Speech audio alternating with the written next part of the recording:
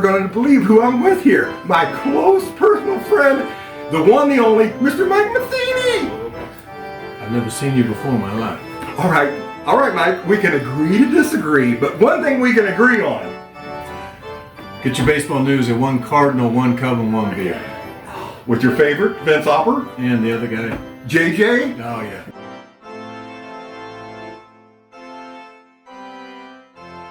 I hope everybody had a good 2-week break from us, but we are back to ruin your lives. We are back. I mean, if you just listen to us all the time, you're a glutton for punishment. If you watch us, you're even a bigger glutton because you have to watch our ugly faces do this. So, yes, sir. Woohoo! we hope everybody had a good Thanksgiving. JJ, how was your Thanksgiving? Wonderful. I was up around O'Fallon, Missouri. Got Faith's dad staying up there with her sister's family, so we went up there, and I got to see everybody but my daughter. She had to work, but the two sons were there, and they're getting older, and we just had a really nice time. Nice. Yeah, nice. Good times. We stayed here, and I got up and put a turkey on the smoker at 4:45. And my family thinks, oh gosh, you sacrifice so much. No, I get up early anyway, and I love this. But don't tell them that. So we actually had everybody here except for Max. We had the other 4 kids here, the significant others, and we had a great time. We played Pit, which is one of our favorite games, and at my ultra conservative fundamentalist mother-in-law's house. For the first time in a few holidays, none of the kids dropped an F-bomb in front of her. So Hey, we're moving in the right direction. there you go. So please make sure that you like us on Facebook. For those of you who are watching on YouTube, make sure that you subscribe to our YouTube channel so you can get our information as soon as it drops.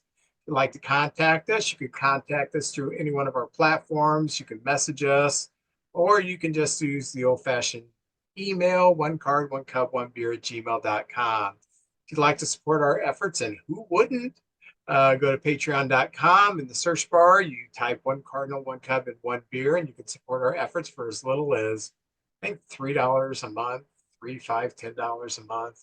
There's different levels. So that's pretty awesome.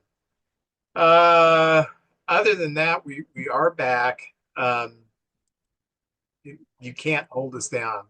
This is episode 822nd. Or What I think 158. I think it is 158. I think that close. You were on it. You were on it. That close, yes. So anyway, so you had a good Thanksgiving. Very good. December. Vince, we're already to December, and I know we've done this for over 3 years now, and it just seems like, and getting older. My grandfather always said as he got older, time flew. It seemed like winter used to last forever.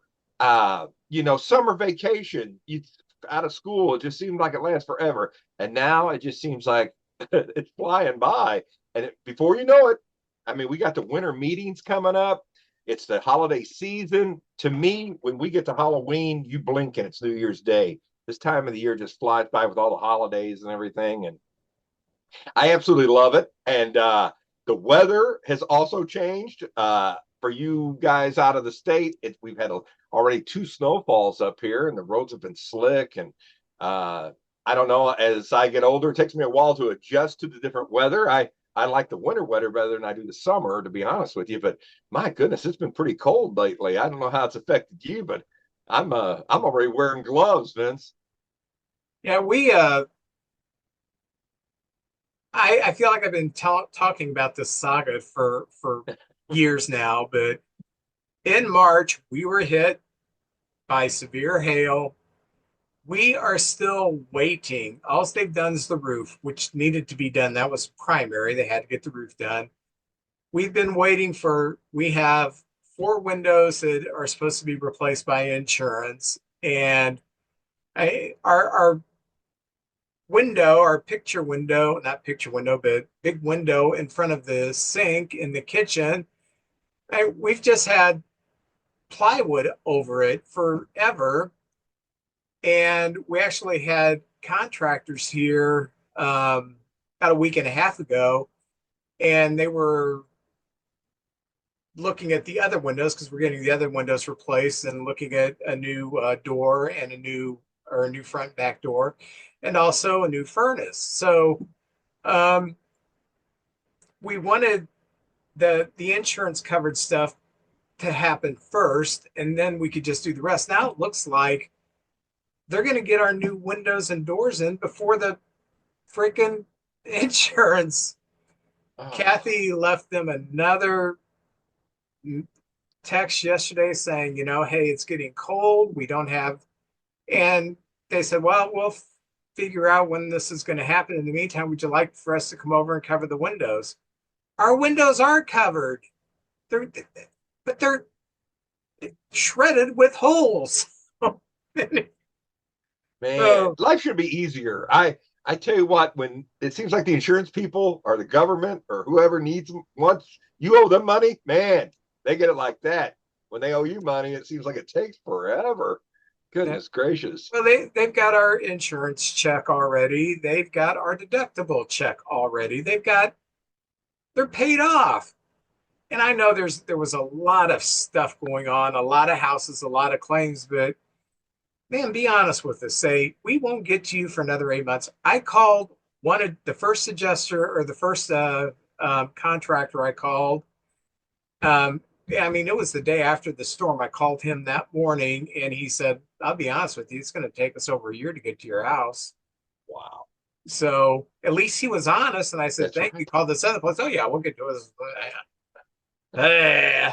Anyway. I'm sorry. That's terrible, man. Oh, it is. It is. It is. And then Thanksgiving, we had a 5-alarm fire right up the hill from us, right up the bluff. And there was smoke pouring out. And obviously, it was probably a turkey fryer. But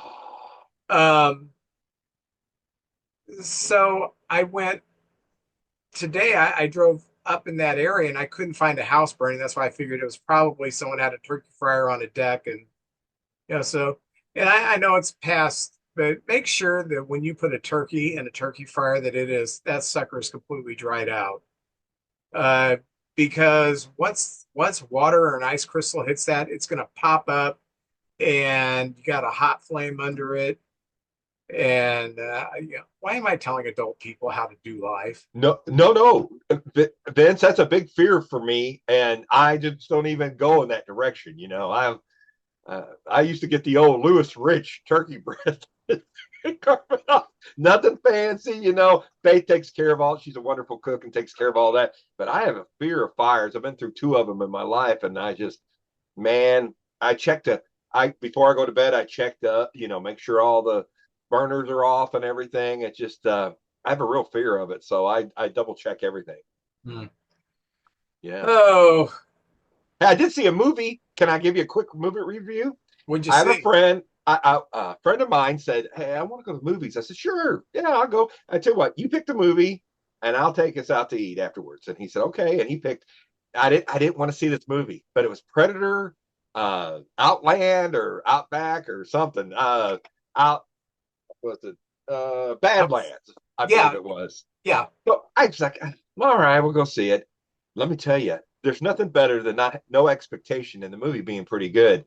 I probably saw the first Predator probably 5-6 times, and then after that, maybe once the second one. They've got quite a few, but this was my favorite Predator movie. He's actually the good guy, as hard as it is to believe. There was a 20-minute action scene at the beginning, and then as soon as it died down just a little, then it said Predator. What's the name of Badlands? It was like that was the beginning of the movie. There was like 20 minutes of nonstop action. Then that happened, and it's almost like a buddy picture where he sort of gets a team together. And I don't want to spoil it for people who will see it, but saw it over there in Festus and loved it. I recommend it when it comes out. Just check it out. It's a fun movie. It's a good time. And I told my friend, I said that was great. All right, you pick another one. We'll try again in January or February, and you pick the movie and we'll check it out. He loves science fiction, so That was right up his alley. Yeah, a couple of my kids have seen it, and they were very impressed with it. It was great. So Good so special effects. we have started Christmas movies so far. I've watched Scrooge. I have watched Christmas Vacation. Um, Rebecca's boyfriend Brendan, who's been on the show a few times, he had never seen Christmas Vacation, so Thanksgiving night we made him watch it, and he loved it. It's great. What else have we seen? Home Alone, we've watched that, and Scrooged with Bill Murray. So we've Yes. done four Christmas movies so far. Still got our classics to watch. So Faith likes Christmas movies and all. Pretty much most of them, but she likes like Holiday Inn and White Christmas, of course, those.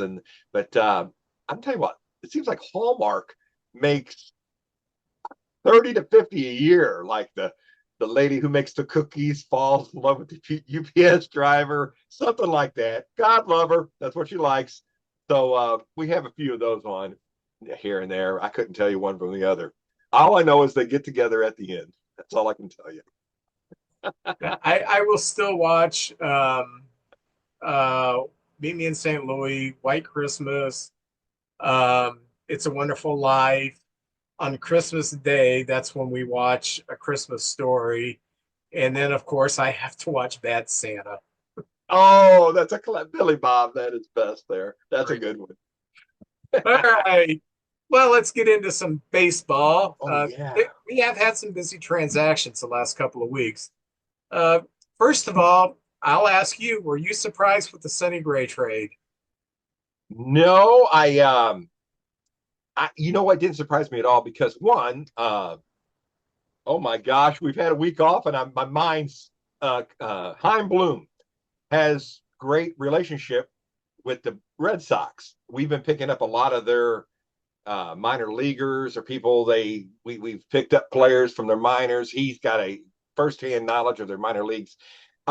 Sonny Gray, what I understood was they paid him $1 million to drop his no trade clause. So what's $1 million when you're paying him 40 million anyway? The amount they paid, I've heard Bernie Miklasz talking about, hey, if the Cardinals are just wanting to dump this contract, they're not going to get anything. They're going to have to pay to get some top prospects. And we got two, and I think a player to be named later, and we pretty much paid half his contract off.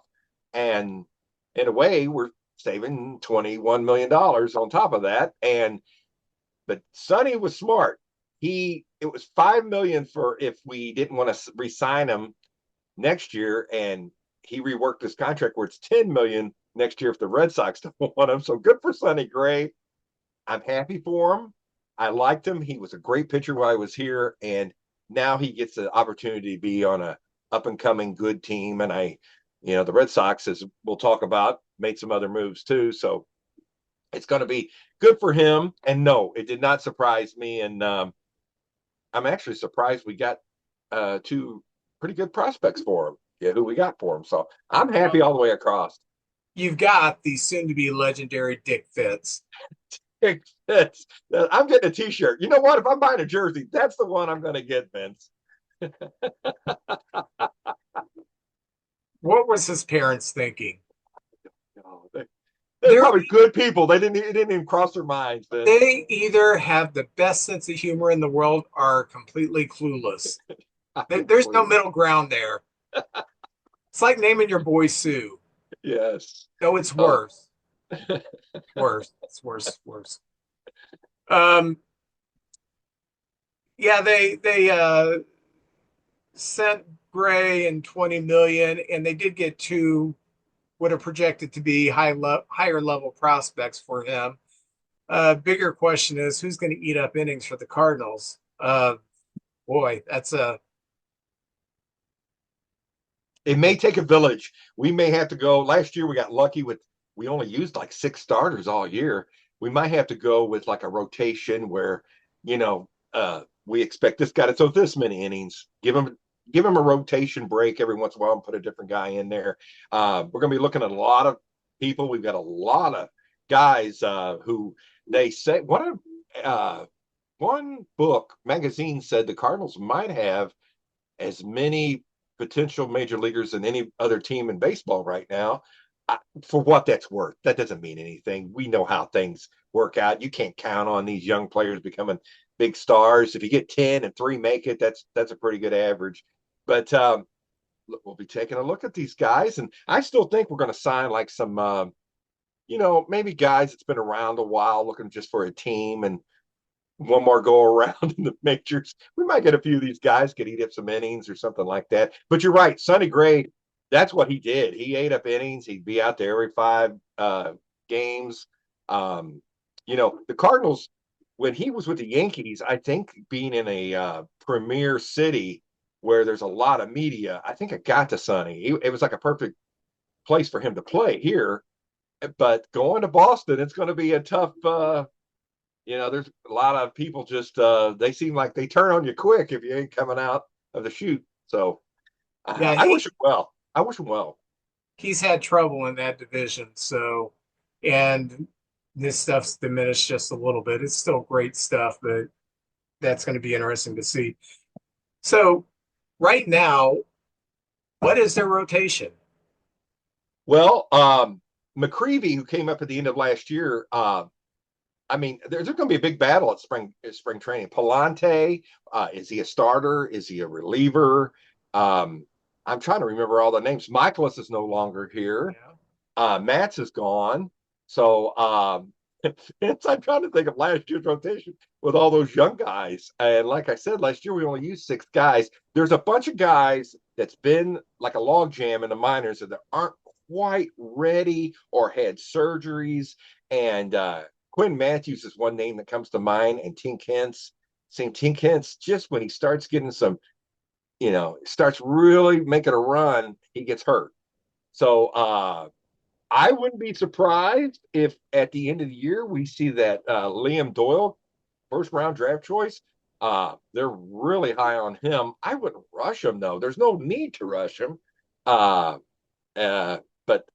that's going to be a battle in the spring training events. I have no clue, but McCreevy looked really good last year.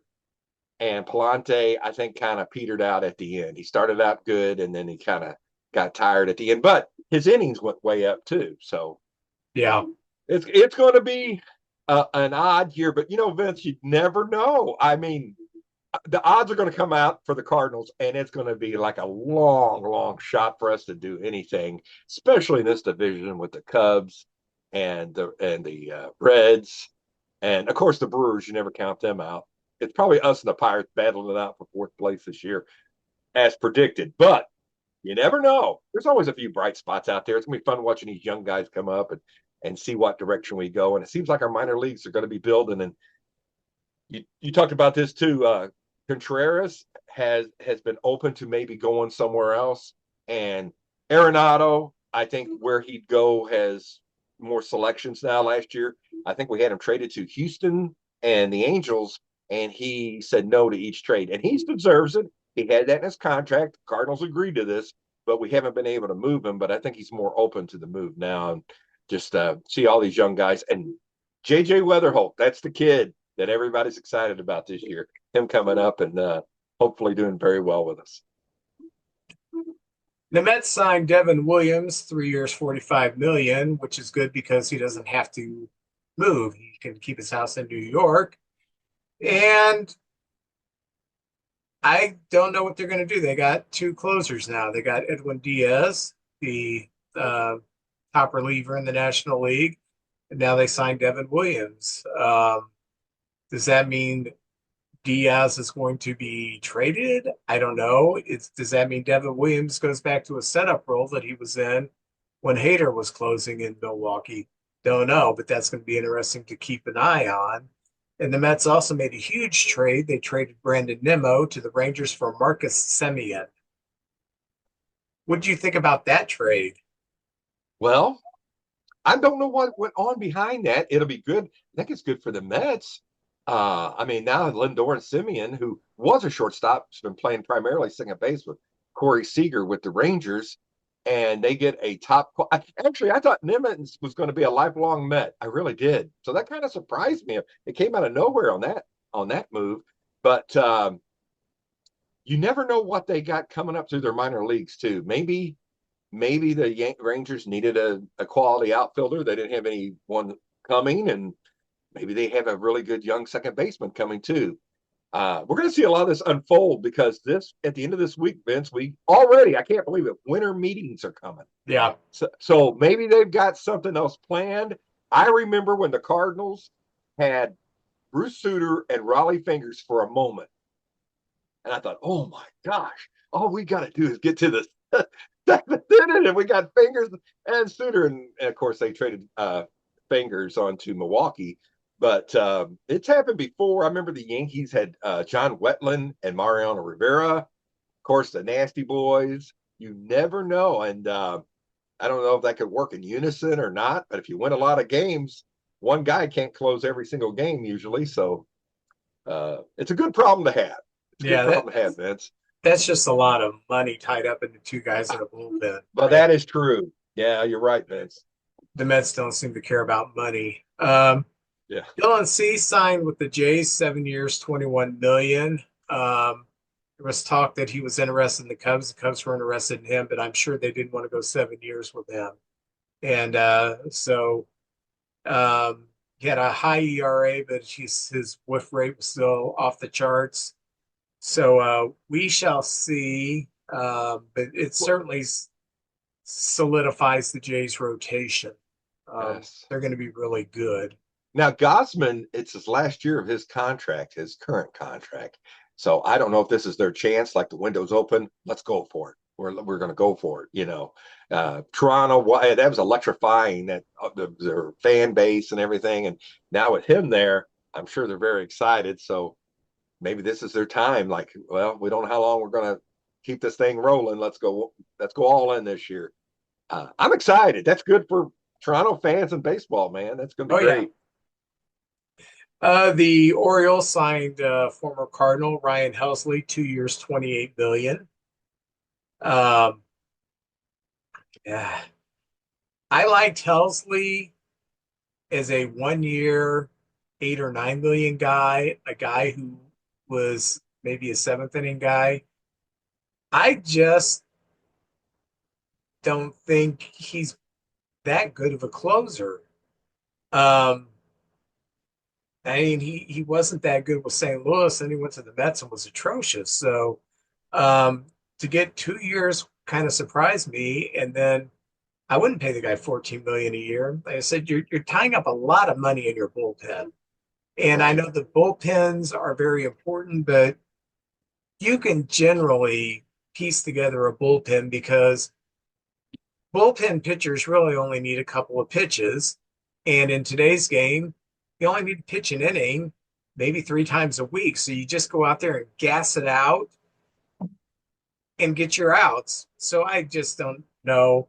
And so, not to brag on the Cubs, but the Cubs signed Phil Maton, former Cardinal, 2 years, $14.2 million. That's more in the range that I see a 7th, 8th inning guy being in. And Maton, even though he doesn't throw hard, he still has a strikeout rate of above 30%.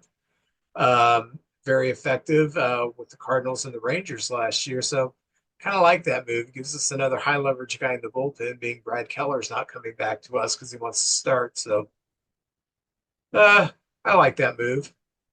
The Rays signed Jake Freely, 1 year, $3 million. So he's kind of been a 4th outfielder for the Reds.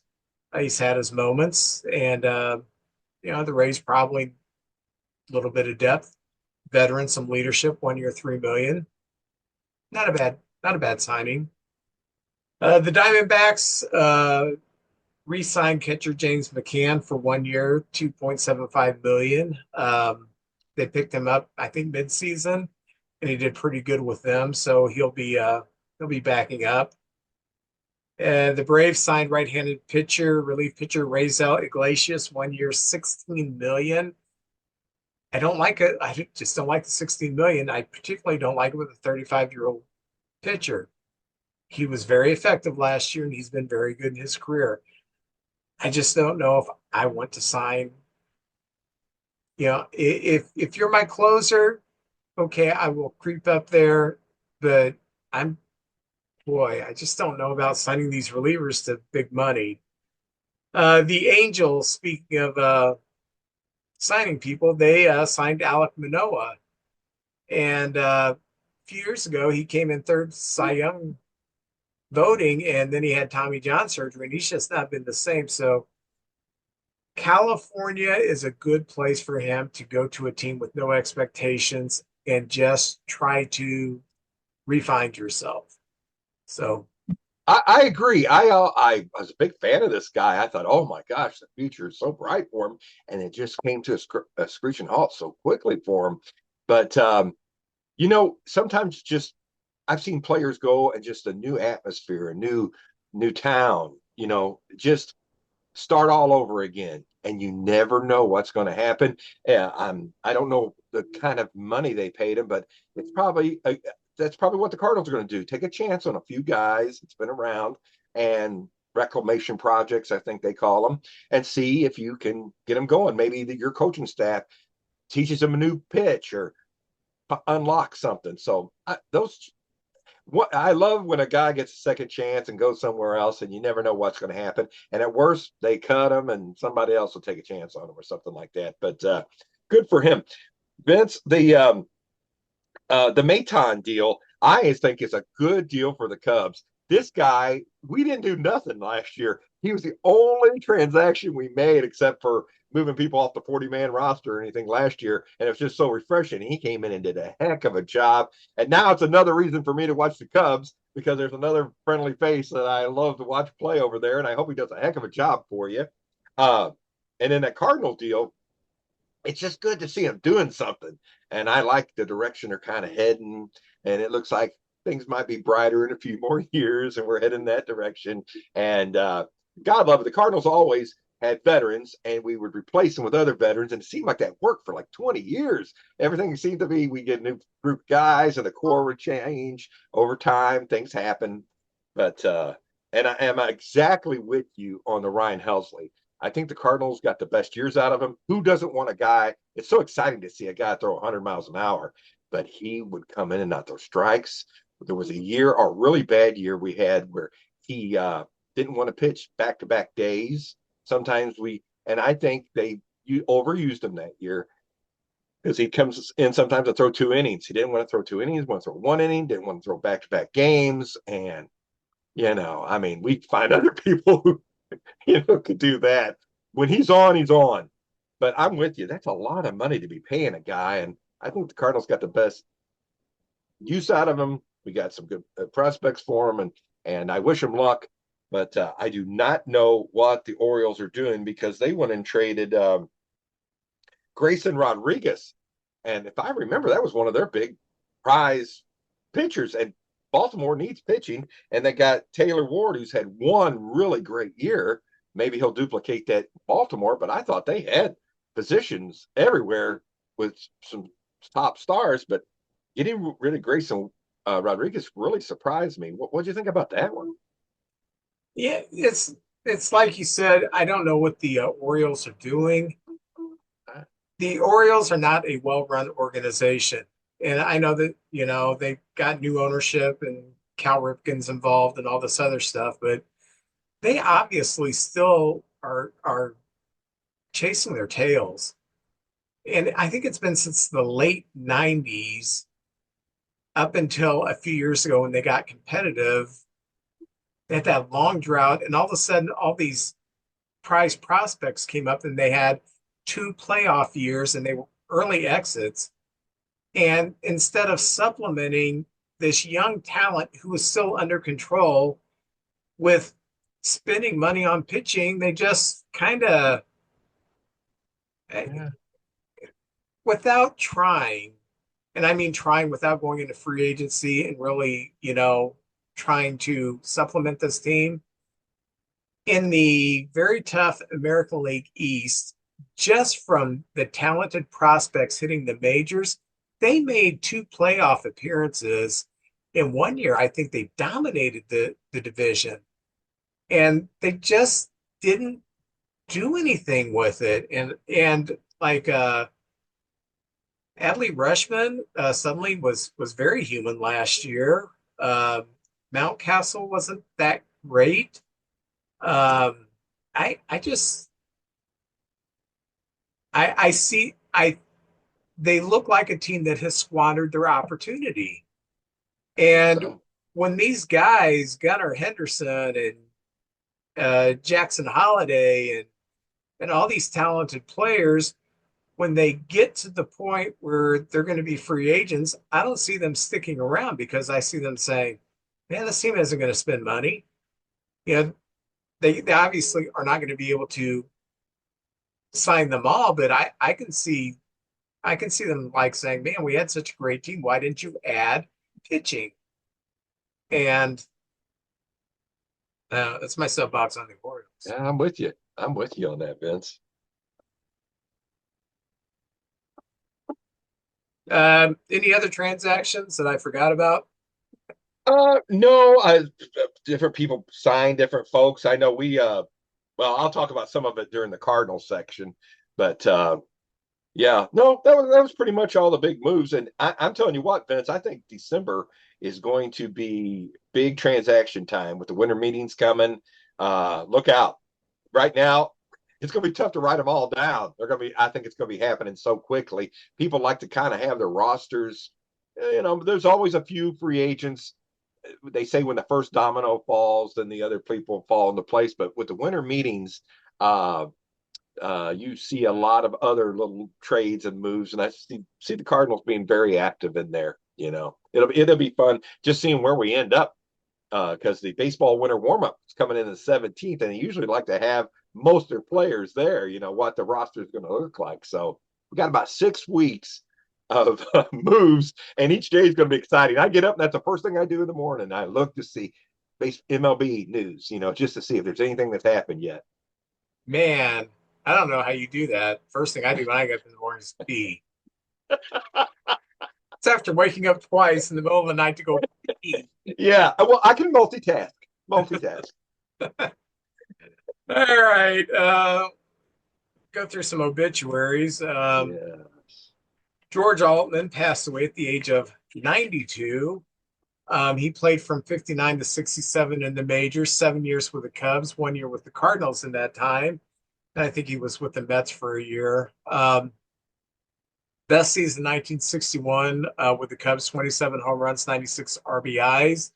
One of the last of the surviving Negro League players, started his career as a Negro Leaguer. And I did not know this. He was living in O'Fallon, Missouri. So I don't know how he ended up there because he's from the South somewhere. Um, but maybe a stint in St. Louis, he fell in love with it, Maybe. So it passed away at the age of 92. So rest his soul. Uh, Former Cy Young winner Randy Jones passed away at the age of 75. He played from 73 through 82, 8 years with the Padres, 2 years with the Mets, and he had a 2 year stint where he was great, back-to-back 21 seasons. In 1976, that second year, he was 22 and 14, 2.74 ERA, and won the Cy Young. And it was such a different era. I think he pitched 315 innings, and he struck out about 3.5 to 4 batters a game per 9 innings, and he won a Cy Young that way. Just a different era. So God rest his soul. Vince, when I was a kid in Little League, that was that was about the time I really started paying attention to baseball. And I remember he had the fluffy hair on the side of the hat with the brown and the yellow thing with the SD, and the cards on the back of the Hostess cupcakes or whatever. And he was, when you thought of the Padres, believe it or not, that's who you thought of, was Randy Jones. And I was glad to see the Padres retired his number 35. Not that terribly long ago. And I looked at his stats: 10 years, 73 to 82, and those were some good years. And I always have good memories of Randy Jones. He was started All-Star games, I believe, and those 2 years were incredible. And if somebody if somebody came down and said, you know what, if you could play in the big leagues and have Randy Jones's career, I'd take it in a heartbeat, because those 2 years were phenomenal. And he looked like he was hittable. That's the great thing about baseball. It looks like, yeah, I could do that. And then when you actually get out there and then balls are whizzing by, you're like, no, I can't do this. But Randy Jones looked like you could hit him, but he would just wrap you around. He'd have you, changing speed and in and out. He was a pitcher. So I just want to add that in there. He was one of my, as a kid, I just didn't know anything about the Padres, but I know who Randy Jones was. And he had a sub 500 career record, and that wasn't an indication of his pitching. That was an indication of how bad the teams were. He played for the Mets when they were bad from I think 81, 82. And before that, he played with the Padres, who were dormant. Yeah. And God knows what he could have been if he played for the Dodgers or the Yankees or the Reds of that period. But, and I don't know. It was so different because now you can see any major league game you want now. But back then, San Diego was like the edge of the earth. Nobody paid attention to Padre games. They were always bad. They were this team that wore this weird brown uniform and was owned by the McDonald's guy.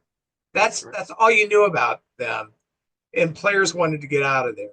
Oscar Gamble went there one year and said, I'm out of here. You cannot hit the ball out of this ballpark, which was true.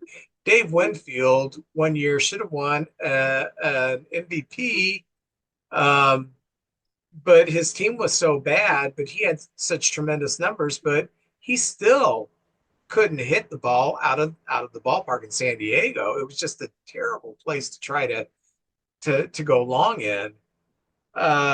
So when a player like Randy Jones broke through, it was kind of big news, like, oh, something's happening in San Diego.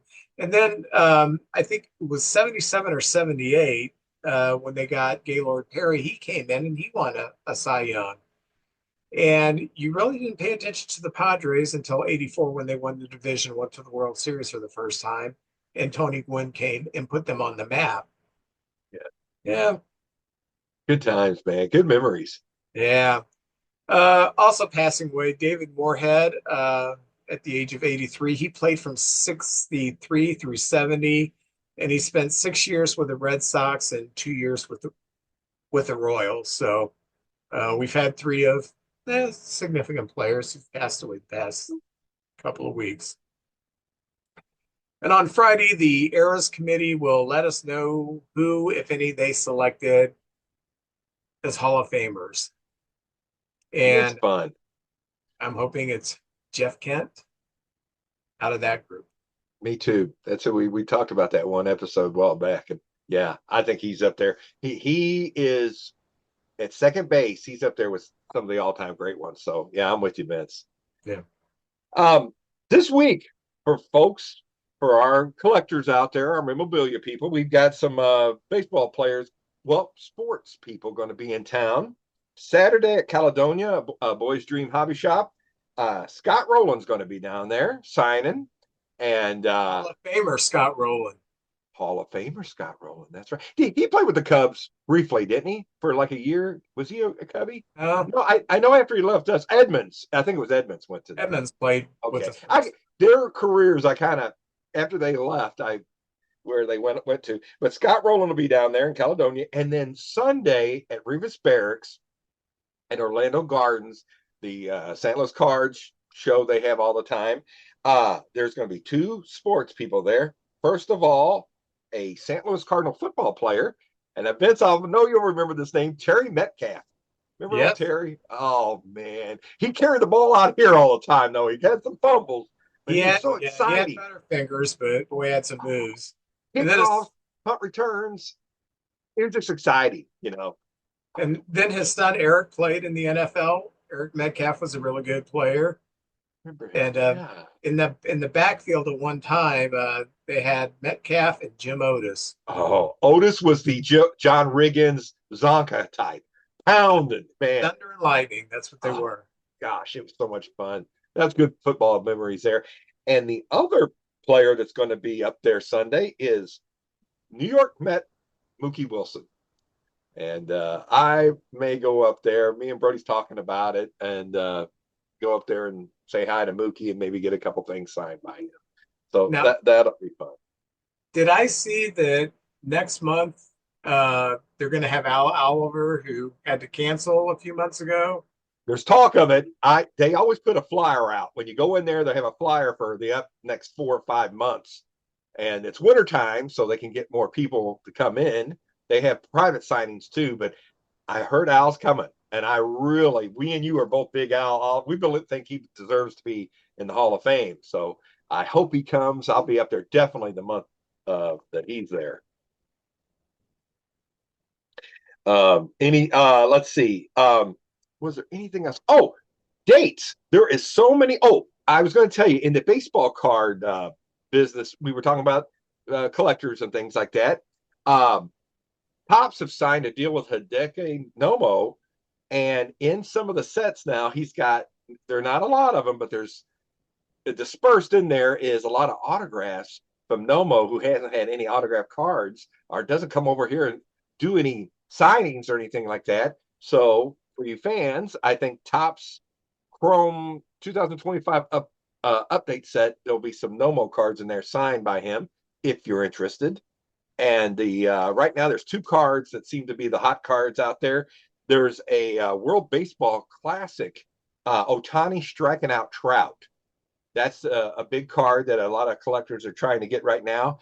And there's a new card called Autograph Heavy Lumber, and it's a Freddie Freeman card with a piece of his bat in there, and it's signed Freddie Freeman. So I've never even heard of those cards before, but they're out there. So they're combining the the piece of equipment plus the autograph plus the card, and they're pretty nice looking. I did see a picture of them, so I thought I'd throw that out there for all the collectors. What's going on this winter? Nice. Any other general news before we delve into our teams? The big dates. The dates are coming up. It's wintertime. These are the dates that are coming up. You mentioned the 7th, the Hall of Fame are going to name their it's sort of like the retired players, the players that didn't get elected the first time through on the 7th. Then we have the winter meetings the 7th through the 10th.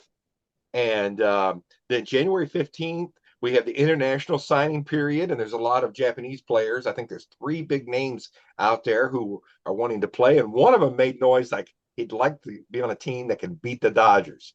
So that he's got my vote. I don't even know who he is, but hey, all right, you can be on my team anytime, my friend. January 20th, the Hall of Fame class will be announced. Mid-February, we have practice begins. They start spring training. World Baseball Classic, and the American team has not announced their full roster yet, but there's about 7 players on there, and it's pretty interesting who they have playing for them so far.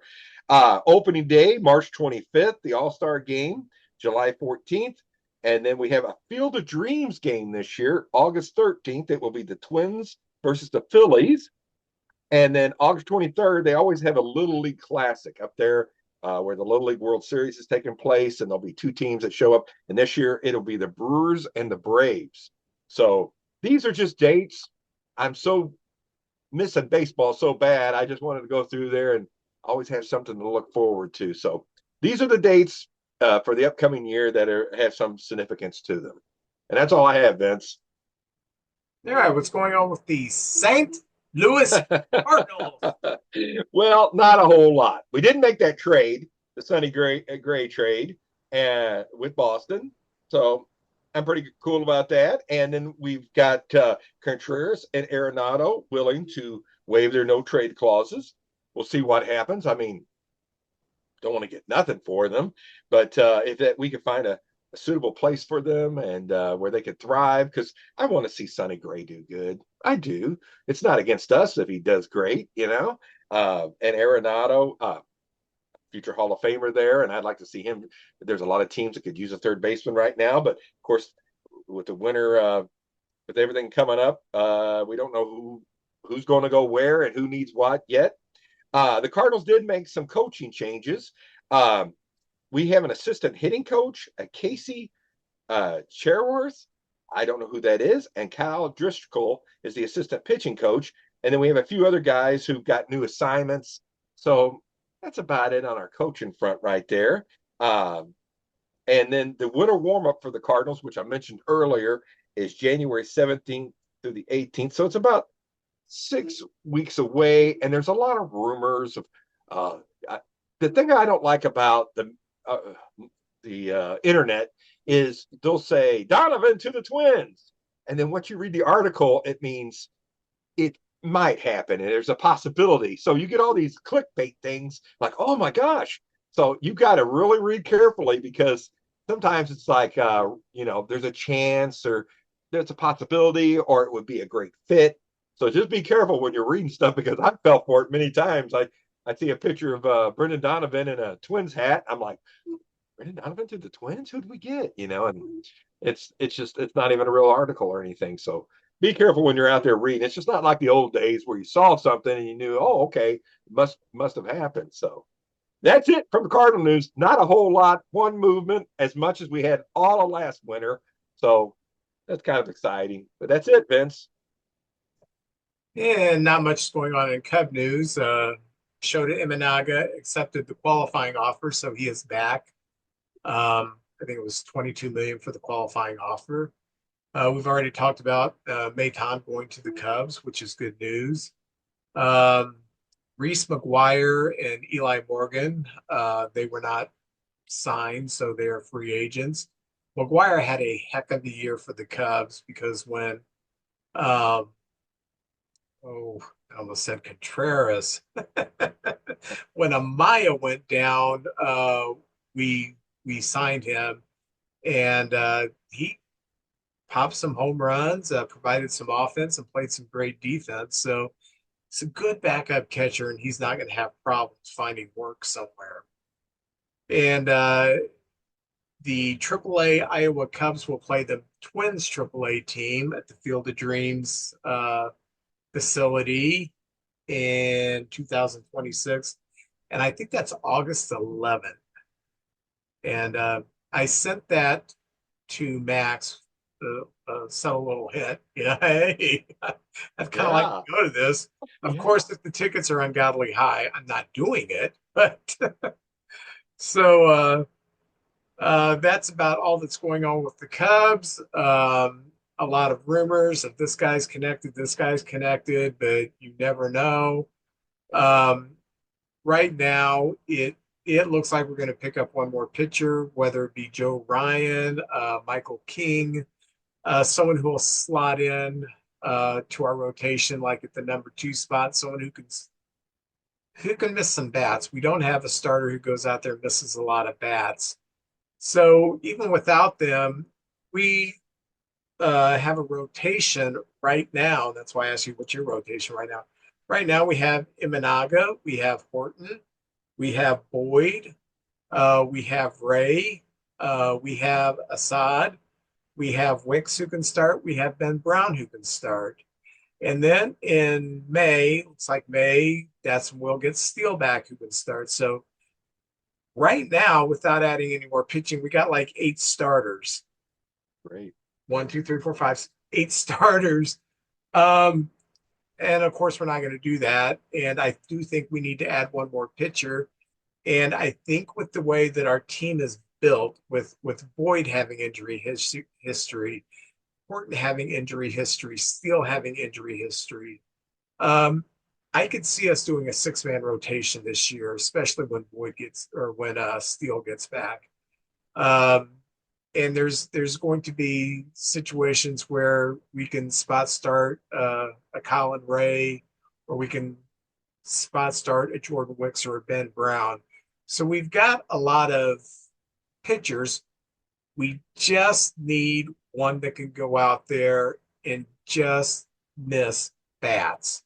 And that's what Joe Ryan does, and that's what Michael King does. So that's what Dylan Cease did, but and there was mutual interest on both parts. But when you're a team like the Blue Jays and you're really going for it, you're going to overpay a little bit. They probably overpaid.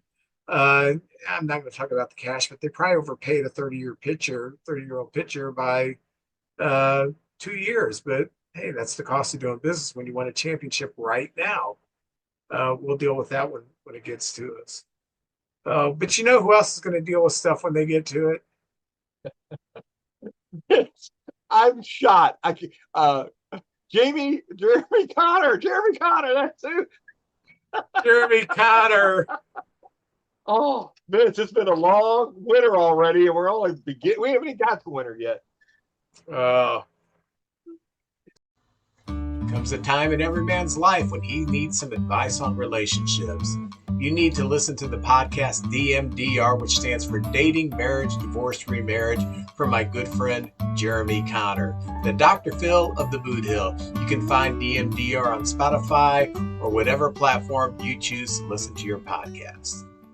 So we decided, well, JJ had this great idea that we are going to do the top players age 25 and under in each league. JJ is going to take the American League, and I'm going to take the National League. I've got 5, and then I've got 5 that are honorable mentions. So you want to go ahead and start with your number 5? And Sure. I'm going to tell a little story first. The Cardinals we're rebuilding. And it's nice to see, hey, we got all these young players. Hopefully, who can make it to the next thing? Now, there's players I like that I hope do good. And there's players that already, you can't believe, they're under 25. I can't believe it. So you've got these different ones. And also, I think our sport, which I hope I can say that, our sport, me and Vince love, yeah, we love baseball. We're just microscopic in the whole scheme of things, but we just love it and just love every little piece of it, aspect of it, the stories and everything. So I think just baseball right now is in a great place. I mean, you've got these legends, a lot of people you already look at, you say that's a Hall of Famer. But you've also got a lot of young guys coming up that the game, they'll be taking over the game just either now or very soon. And these are some of the players I really like. I have a lot of honorable mentions. I'll get to them at the end. But I wanted to pick people who's already done something in the big leagues. And number 5 was really, really tough for me. I wanted to go with the Tampa Bay has a third baseman named Junior Caminero. This guy's already played. He's only 22 years old. He's already played parts of 3 seasons. He's been on an all-star team. He's from the Dominican. He's a third baseman, 6'1", 220 pounds. And already he has a 5.1 WAR, 208 hits. Remind you, he's going to be 22 this year. 52 home runs. Last year he hit 45. So, I mean, last year was his first, like what I would call a full season. Came up, got a taste of the big leagues, and this is so good for Tampa Bay. Tampa Bay has had some very bad news with some of their up-and-coming players, but this is a guy, seems like he's got it all together. 135 RBIs last year and hit 260. He right now, he is not a free agent till 2031. That seems like a long time from now, but as me and Vince can attest, that'll be around here before you know it. But it'll be great to see him be the face of that Tampa Bay team. It seems like they always come up with young pitchers, but this is a nice power hitter, top-notch third baseman that could be, the face of that team for years to come. And even if they build him up and trade him for prospects down the line, he's still got about 4 or 5 years with Tampa Bay. So, and I love I didn't know nothing about this kid until this year. Heard his name as far as cards being worth something, but I didn't really know him because there's so many young prospects out there. But this Junior Caminero, keep an eye on him. Had a great year last year, made the All-Star team, and he's my number 5 player under 25 in the American League. My number 5 player in the National League is PCA of the Chicago Cubs because I'm a homer. Next, no. In 2 seasons, what's amounted to 2 seasons, he has an 8.0 WAR, 41 home runs, 64 stolen bases, and his defense is on another level. And that shows you how good I think the talent is in the National League, that he barely made it into my top 5. And my honorable mentions, when I look at those, I'm thinking, my gosh, these guys, there's all-stars in my honorable mentions everywhere. So But I have rated PCA as the number 5 player in the National League, 25 years or under. And I still cannot believe we just got him for half a season. The Mets got of Javi Baez, and What a move right there. so General manager of the year right there. I'm a Cardinal fan. I'm a baseball fan. And I tell you what, I love watching the Cubs because I like watching PCA play center field. I mean, that's just icing on the cake. They're a very good team anyway. I like to see how Council, manages and moves he makes. But PCA in center field, that guy is just something special. That's a special player right there. I'm with you, Vince. Well, my number 4 is a guy that a lot of players. 4 was kind of a tough one. There's a kid. He's 25 years old. He pitches for Seattle. A lot of people got to know him last year because Seattle had a really good year. But Brian Wu, he's played 3 years. He's 25. A lot of players are just getting to the big leagues at 25, but he was 4-5. His 22 year, he was 9-3, and then last year 15-7, a 3.21 ERA, threw 186 pitches as a 4-year-old. So he'll be 25 this year. So far in his career, he's about a 4 strikeouts to 1 walk pitcher, which I'll take any day. And he's already got a WAR of 7.1. Top-notch pitcher. So I keep an eye on this guy. Seattle's got a great pitching staff anyway, and I really like this kid. He's good, and they love him up there in Seattle. my number 4 player is Jackson Merrill, and you're probably thinking, I think PCA is a better player than him. I do too, but there's one thing that PCA doesn't have that this guy does. PCA strikes out a lot and does not walk at all. And he's got a low on base percentage. Jackson Merrill, in 2 seasons, has a 7.2 WAR. He's hit 40 home runs. In PCA's 2 seasons, he's hit 41 home runs with an 8 WAR. But this is where I think they kind of separate. Jackson Merrill is a career 280 batting average his first 2 seasons in the Major League Baseball, which is like saying 30 years ago he's a 305 hitter after his first couple of years out, throwing 25 points because pitching is so dominant out there. He's not PCA level, but he's a very good defender, and he takes his walks. So by virtue of the fact he's a little more of a disciplined player, that's why I have him at number 4 and PCA at number 5. Would I rather have PCA every day out of the year? But right now, where they're at, I think Jackson Merrill's game is a little more polished than PCA's, and PCA is going to have to do some work to get some play discipline, to lay off the high fastball, and PCA has to learn how to pace himself because he obviously got very tired at the end of last season and couldn't catch up with the fastball anymore because he goes at 100% all the time. He's going to have to rein that in a little bit and save himself a little bit as the season progresses, so he's got some left in the tank at the end. Well, my number 3, and he's on a good team too. This helps out a lot. All the focus is not on you, but I went with a outfielder from the Texas Rangers, Wyatt Langford.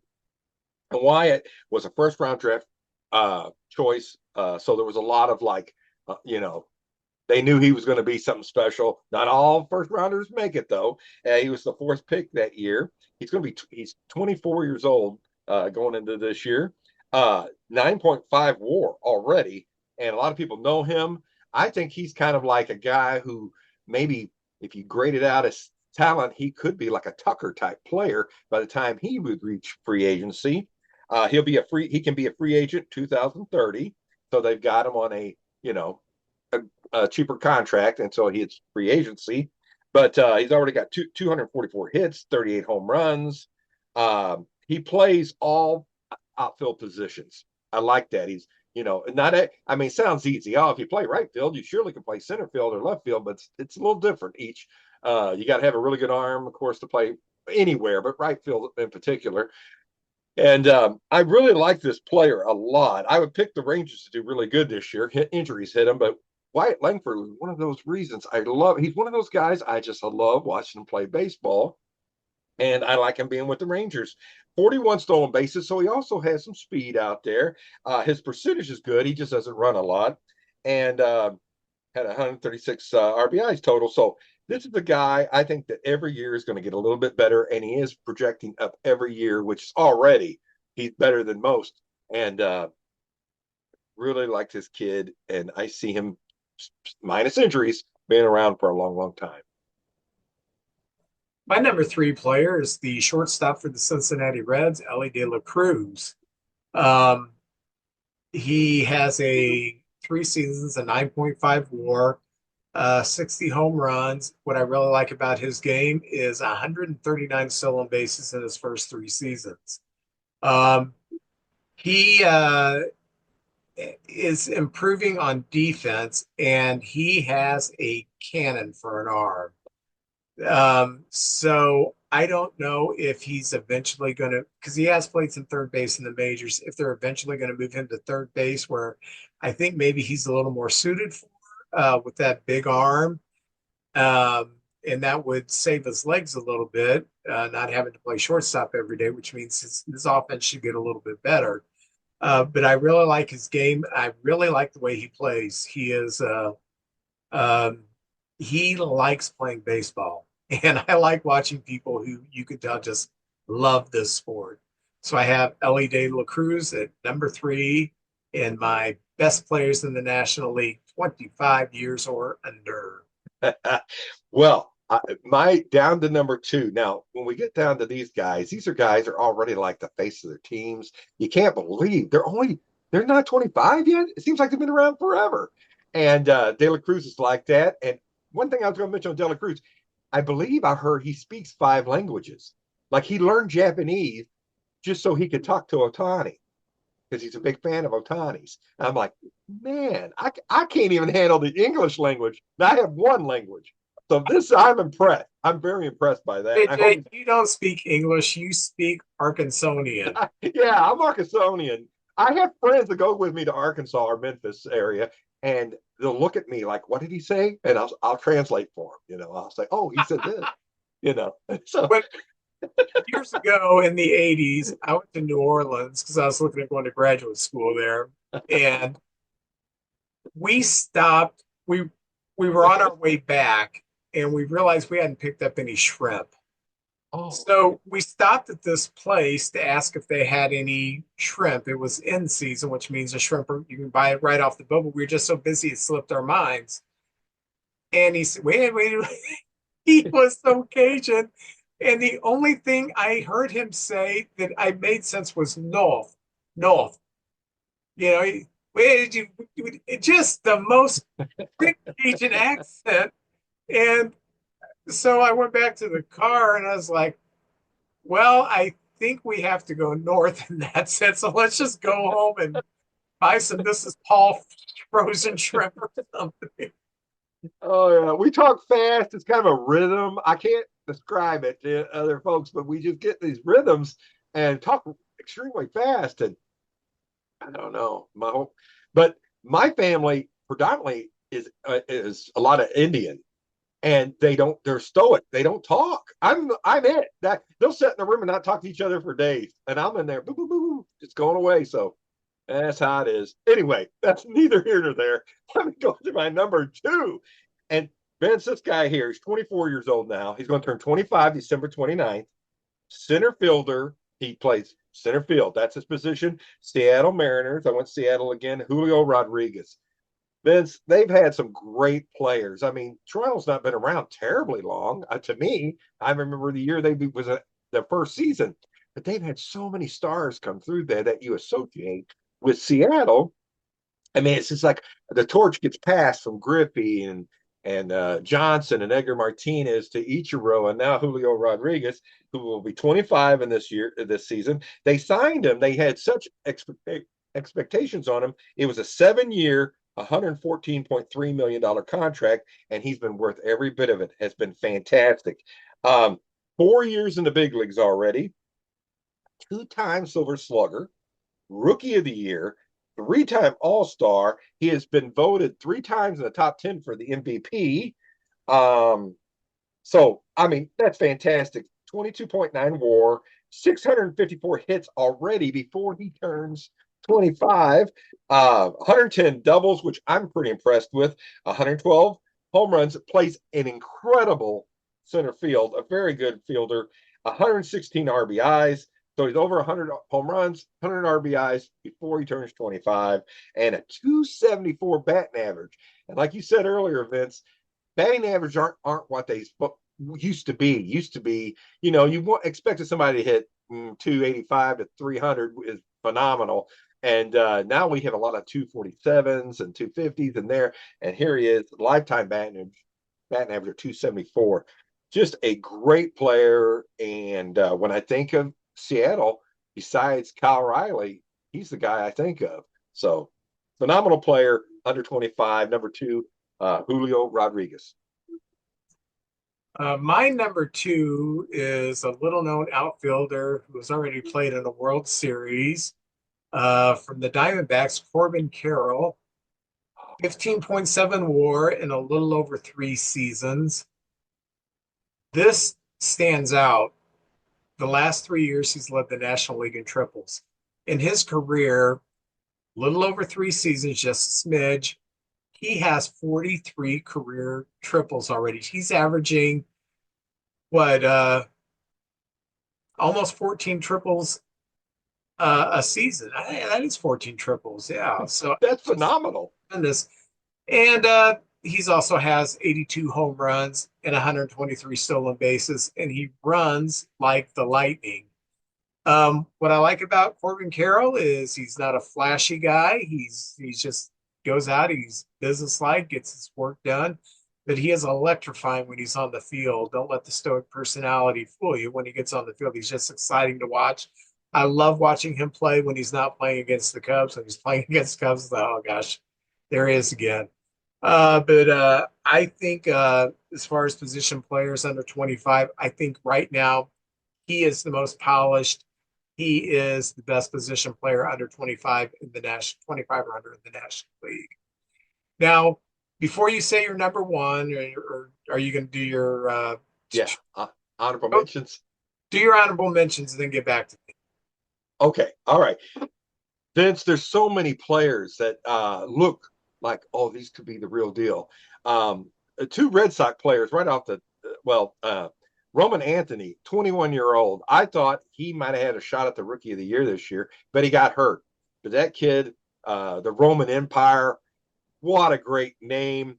Toronto has this Trey Savage. I didn't know anything about him till the playoffs. He's only 22 years old. I hope he has a long, glorious career. Riley Green of the Tigers already, one of the staples of that team. He's 25 years old. I'm a big fan of Jason Dominguez, 22. Hasn't done a whole lot in the pros yet, but man, if you look at what it takes to be a big leaguer and how you chart with arm and speed and power and everything, 22 years old, he could be maybe something special. And again, these are guys who are usually in the minor leagues at this age. The Royals have a guy named Jack Cagliano, 22 years old, off the chart power, but he got hurt his first year. So we'll see what happens there. And of course, the A with Jacob Wilson and Nick Kurtz, 2 guys I think will be the cornerstones of that team. 22 years old Kurtz, 23 Wilson. When they go to Las Vegas here in a couple of years, that team should be up, running, top speed. They may make the playoffs next year. Who knows? But a young team with a lot of really good players. And of course, this guy, I had 6 guys on my top 5, and I did not. He should have been in there, but Gunnar Henderson, I could go on and on about him. Plays short, predominantly second and third wherever they need him, and he's already had a Silver Slugger and Rookie of the Year, the 270 lifetime batting average. He should be in my top 5, but I got kind of out of order here a little bit. So, and Zach Neto of the Angels, another shortstop. We're going to go through a golden age of shortstops, I believe, coming up. This kid is already 11.8 WAR. He gets lost a lot because Angels haven't been very good, and that's for a young player. that's an opportunity to come up and play early. I know Robin Yount got to play with the Brewers early at 19 because they just weren't a very good team. And Nito kind of reminded me of that. He's got really good power. He steals bases, strikes out a little too much. 33 walks to 149 strikeouts. But this kid could be something when the Angels finally, hopefully, figure it out one day, he'll be right there at the top of that list. So that's my honorable mentions for the American League under 25. Okay, is your number one, and I don't even know if this guy is 25 or under. I think he is it Bobby Wood Jr.? It's very good, Vince. Bobby Witt Jr., who me and you are huge fans of, as most of America is. Vince, he's only 25 going into this year. They were smart. They signed him to a long contract, 7 years, 148.7 million. You know, the Royals have had a history of their players get good and then they go off other places. It seems like they're trying to keep that together. And Bobby Witt Jr., I tell you what, when I think of the Kansas City Royals franchise, there's two guys I think of, Bobby Witt Jr. and George Brett. And I think the way Witt is playing, and I'm going to go through everything he's done. He was a first rounder. He was the second pick. All the scouts thought, oh, this is a can't miss guy. And they were exactly right on this one. 4 years already, a 21.3 WAR, 626 games. He's healthy. He plays every day. He's reliable. He always does a good job. 722 hits already at the age of 25. Golly, 151 doubles, 34 triples, 105 home runs, and 148 stolen bases, and a 290 lifetime batting average. That's a phenomenal. And in his 4 years, 3 of those seasons, he was in the top 10 for the MVP voting. Some of his awards, he's had a platinum glove. I think that's the thing he does the best is play defense. On top of everything else, he's a defense first kind of guy. You got him in the lineup. He's going to play in the World Baseball Classic. You can't love a guy more than that. I mean, he could set back. He's got his money, just focus on the season. But no, he's going to play in the World Baseball Classic. Love him even more. Won a batting title. And gosh, I just wish the best for him.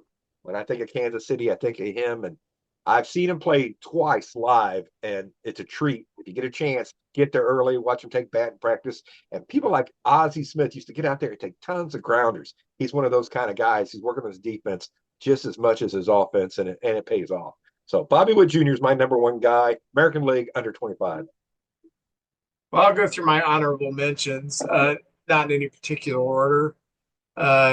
Jackson Chirios, of course, from the Brewers. Going to be the face of that franchise for years to come because they locked him up. And this year he really found himself and became that oh my gosh guy coming up in the lineup. So something that they can really build around. I really like Gabriel Moreno, the catcher for the Diamondbacks. His career he is a 281 career hitter already with excellent defense. And when he's behind the plate, he's so hard to run on. So hard to run on. So I really like him. I've got Mason Wynn in there. Career 252 hitter, but I think there's a lot of room for him to improve with hitting. And as he gets bigger and stronger, he's going to get a little more pop in his bat. So I see him as someone who is probably going to plateau low to mid 20s in home runs. But he's got that great defense, and just like Ellie De La Cruz, he's got a complete cannon for an arm. 2 seasons already, a 6.5 WAR. Great job. I got Cade Horton with the Cubs. Rookie last year, pitched to a 2 WAR, 11-4 with a 2.67 ERA and a 1.09 WHIP. And that was him without trying to strike out people because he was trying to go deep in games. So we'll see what he can do when we get a little bit more confidence in his health. Drake Baldwin, Rookie of the Year with the Braves, had a 3.3 WAR last year. Certainly deserved Rookie of the Year. 274 hitter. Like I said, you can add about 25 points to the batting average for those of you who are old school thinkers like us. And that's kind of an indication of where he would be if he was playing in that era.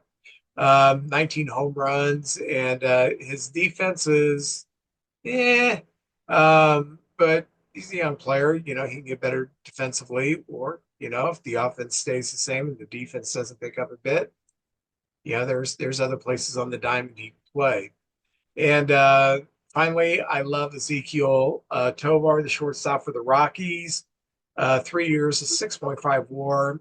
He's got some pop. He's hit 51 home runs, but his defense is so good at short. Um, and like you said, we're entering a golden era of shortstops, and there's just so many that are great. So I'm going to ask you, who do you think my number one player, 25 years old or younger? Golly. Years are younger. Vince, I'm kind of having a foggy brain, but I'm going to guess. I don't know age. That's tough on some of these players. But a guy who's been around a while now, I'm surely over 25. I was going to say Ronald Acuna Jr. Is he over 25 or is he Over ever? 25. He's over 25. You, Oh, you are severely brain cramping. They're I am. I'm cloudy. I really am. It's not. the rest. Oh man. And his name rhymes with Raul Keynes. Oh, Kings. Right. Oh my gosh, Vince, I've lost my mind. He's going to play in the World Baseball Classic. Paul Skeens. Paul Skeens. I don't know what happened to me. 2 years, two Cy Youngs, 13.5 WAR. He is only 21 and 13. That's because he plays for a terrible Pirates team. Yes. His career ERA is under 2, 1.96, a 0.95 whip, 386 strikeouts and 320 innings. And this guy is a once in a generation pitcher if he stays healthy. Yes. And when I asked you, do you want to take the American League National League instead of American League? I automatically, because if it was the American League, it was going to be Bobby Witt Jr. I automatically thought, well, it's Paul Skeens, and the numbers bear it out. So that's my number one pick in the National League. Players who are 25 and younger, and I think that's why this game's in great hands. These young players, so many are so talented, and they seem to.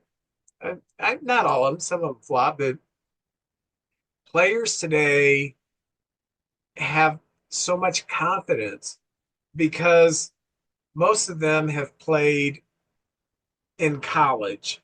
So, whereas players used to go from high school, most of them went to the minors and they lost confidence because you're your best player in your high school team, and then you're in single A and you realize, man, I'm not that good. You know, I'm fighting for playing time. It's a different animal because now most players they go to college and they kind of incrementally get into where they're in the minor leagues in single A, and well they're usually starting off in high A or double A, because they've had so much experience in college. And I think that's why players come in so confident now, is because there's not that big jump from high school to minor league ball. There's that intermediate called college baseball where you go, and it's just like being in a professional setting because colleges have more money than God, and they learn how to keep their bodies in shape. They learn how to be athletes at such a young age. When they get to the minors, they still produce and they still produce and get to the majors, and they're Paul Skeens. Games. Man, Vince, we've watched baseball 50 years now, and my gosh, there's so many of these guys. I mean, pitchers. I guess that's why I didn't think of pitchers, because very rarely is there a guy like a Seaver who just comes in and takes over, or Dwight Gooden. I mean, there's only a handful of guys that were that good coming into the league. I mean, every once in a while you get a phenom like a Fernando Valenzuela, but not a guy that's just, you got guys that build up to a Greg Maddux. Maddux was, big, you saw this guy and go all the time in the world, but it wasn't for a few years until he was Greg Maddux. The Skeens came in, and it's just, I've never seen anything like it. I mean, He's up there with Dwight Gooden and Seaver in my book. That's like the top three young pitchers I've ever seen play. Very good choice, good. man. Yeah. Well, JJ, I've got the 1989 score. Hey, 89. Right here, his name is Paul Revere. I'm saying 2 Hall of Famers in yours, and I bought so many packs of these big baseball cards. Tops, I think it's 88. Big. So we're living in the 80s today. Yeah, the cartoon ones I call Big it. 80s. Well, I'll go ahead and get us started. And you said 2 Hall of Famers. I'm going to say 1. All right, let's see what happens. Ooh, I like this guy. Former Cardinal. I think he won a Gold Glove at one time with the Pittsburgh Pirates at this time. Spanky Mike LaValliere. Oh yes, I think of him as a White Sox and a Cardinal Pirate. Yeah, Yeah. Michael Dyer. Oh, I like this guy. Right fielder for the Giants. Candy Maldonado. Oh yeah, nice player. I think he had a short stint with the Cubs at the very end of his career. I don't remember that one. Oh, former Met, former Expo, right fielder Hugh B. Brooks. Oh yeah, E.B. Brooks. Was he on the '86 Met team that won it? No, his No, last year with the Mets was 84. I think he 84. came over in the Carter deal, didn't he? Oh, very possible. Yeah, that seems about right. Former All-Star, former Twin, former Angel, former Yankee, Butch Weiniger, catcher. Yes, very good player. Oh, this guy was disgusting. He was filthy. He played outfielder for the Phillies. Greg Gross. Oh, gross. I thought you were going to say Luzinski. I was already going, Luzinski. Oh, gross. Oh, he's good too. Uh, Excellent. and here's a guy who once popped 50 home runs, including one all the way out of Tiger Stadium. At this time, he is DHing for the Blue Jays, Mr. Cecil Fielder. Cecil Fielder. Yeah. And I got a year to remember 1959 hologram. Rocky Calavino smashes 4 home runs in one game. Woo. Rocky. Yeah. 59. Here to remember. There's a statue of him in a park in Cleveland, Ohio. It's the Italian, Little Italy part of Cleveland. They got a statue of Rocky out there. Really? I thought he was Norwegian. And that blonde hair threw me off. Phillies pitcher Don Carmen. I might remember him. I vaguely remember. And he 10 and 5 one year, 13 and 11, 10 and 14. Oh, He had his pretty moments. good. Yeah. Oh, Uh-oh. Hall one of of the Famer? one of the great no, but one of the greatest. I got to saw this guy live in Royal Stadium, and I saw him do something I'd never seen a big leaguer do. Righetti's on the mound, throws a pick off, and he takes off for second. And Mattingly takes the ball and throws it to second, and he beat the throw to second. The one, the only, Bo Jackson. Bo Jackson. Oh, man. Oh, man. Catchers got out of his way when there was a sacrifice fly. They did not want to stand in the way of Bo Jackson coming home. Oh, man.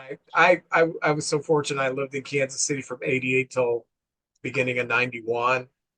And right there, he got injured during that time. But those first 2 years I lived in Kansas City, man, it was Bo mania. It was tremendous.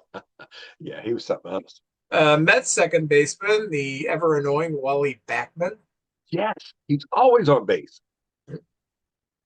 Oh, former Yankee, former Athletic, relief pitcher, one of the better ones, Gene Nelson. Yeah, nice long career too. Former Cardinal, former Oriole, and former Giant, former All-Star, the fun, Will the Thrill Clark. Oh, yeah, that guy could hit. I think he played for Mississippi in college. Mississippi State, Mississippi. Oh yeah. Rafael Palmeiro was his they played on the same team in college. Yeah, you talk about someone with a Cajun accent, that's Will Clark. Yeah. Oh yeah. Tiger outfielder, also played for the Athletics, Mr. Dwayne Murphy. Yes. And the former quarterback for the University of Michigan also tried to play outfield in the major leagues with very little results, Rick Leach. Oh, okay. Sucked. Yeah. See what I did there? Rick Leach, he sucked. He's got to walk me through this, ladies and gentlemen. I'm foggy brain today. 1989 rookie Cameron Drew. Oh, that guy. 1989 rookie, one of the Nasty Boys, Norm Charlton. Yes. Oh, yeah. That was a great year. 90, I believe. I don't remember this guy. 1989 rookie Cardinal infielder Tim Jones. Do you remember Tim Jones? Yeah, Tim Jones. I got his autograph. They had a thing Wednesday nights, the 2 or 3 guys to be signing, and he was up there, utility guy. Yeah, that was okay. He made a roster. Did better than I did. Yeah, Yep. that's right. Now these big cards, I think there's only 7 in the pack. And oh, by the way, no Hall of Famers in your pack. Not a single Hall of Famer. All right. You got Rick Leach, who sucks all the life out of your package. Yeah. Boy, What's that's worse? terrible. What's worse is if you get 2 Rick Leaches in your pack right there, and that could happen. All right, my first guy here, I don't think of him. He played with the Dodgers. I think this is at the end of his career, but a guy I just was always a good player on a lot of good teams. Rick Dempsey, catcher Rick Dempsey. Yeah. There he is, man. Yeah, I remember him during rain delays would go out, pretend he was Babe Ruth, and run around the bases and slide. First, oh, Hall of Famer. We got a Hall of Famer, ladies and gentlemen. Hall of Famer alert. Toronto Blue Jay, Fred McGriff, right there. Ready. I love Fred McGriff. What a nice guy. Class. All right. Here's a Yankee. I remember this guy, Charles Hudson. Oh, yeah. One of the Hudson brothers right there. Yeah, there he is. So you are a star. That's right. Oh, It's like 3 people who know what we're talking about right now. That's right. That's right. Well, this next. Which one was he? Chucky or Alan? You know, the 2 guys who lived in the basement on the Hudson Brothers. That's a Chucky. Listen, Alan Body Break. Yeah. I think that's he was married to Goldie Hawn. One of them was married to Goldie Hawn for a little while. Fred Hudson was married to Goldie Hawn, and Kate Hudson's his daughter. And that's right. Yeah. That's right. There was a emu on the show too, a puppeteer who Rod Hall and his emu. He used to be on the Tonight Show too. Funny. This guy here, you can't get nothing by. I thought the emu thing would throw him off, but no, he remembered. Very good. What's his name again? Rod Hall and his emu. On his emu, man, this guy's good. Yeah, well, I'm like Rain Man. I really am not good for anything except for stupid information. Darn. Well, this next guy, speaking of good, just like Vince, Hall of Famer. I met him. He signed a ball for me, Mr. Jack Morris. That 84, 84 season, and that 10-inning game. He pitched a 10-inning complete game in Game 7 of the World Series. John Smoltz, maybe. Yeah, Smoltz, I think it was. Golly, that was something else. Oh, I know you got a joke already in the chamber right here. The one, the only, LA Dodger, Mr. Timothy Leary. Hey, there you go, a little 3D Timothy Leary there. Oh yeah, him and Doc Ellis hung out a lot. Yeah. All right, this is Cleveland Indian. I don't even know what position this guy plays. Catcher, Ron Tingley. There you go. Yeah, there you go. There he is. There he is, the one and only. And a 3rd Hall of Famer, Vince. 3 Hall of Famers. He's with the Padres here. I think that's the team he started with. I think. San Diego Padres, Roberto Alomar. Whoa. Hey. Maybe it's an Indian. Maybe he started with the Indians. I don't know. I'm trying to think. Did Roberto play with the Indians or just Sandy Alomar Jr.? I thought they both were on the Indians starting out. Eddie Murray was the first, and oh, man, I can't. It's hard to remember. I know they had Albert Bell and Manny Ramirez in the outfield and Lofton. I thought it was a star-studded team. And Bayerga at short.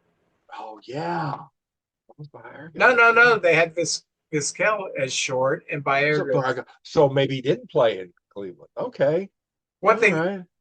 He was the spitting image of his dad. Yeah, there. One more time. There he is, right there. Jokes in there. Yeah, very good. Good player. Played a long time. Did it all. So 3 Hall of Famers, Vince. That's pretty good, man. Hey, Rick Leach. It sucks. Oh, anyway. Well, JJ, I hope you have a good week. I hope things are gearing up for Christmas. Oh, yes. I hope your Christmas shopping is done. Oh, no. I go until it's Christmas Eve and I'm going, okay, that's it. I guess that's it. You know? I've got the kids done. I don't have my grandson done yet. Kathy is finished. I think I still need to get my dad a present and then my mother-in-law a present. We're with the big stuff, we're done. I I'm one of those guys that gets on uh Amazon and just Look around. click, and then tell Kathy for the next 3 weeks we're gonna be getting a lot of stuff in. So If you guys get a chance, check out Vince's creations. I he made Brody a Leonard Skinner thing that's very cool.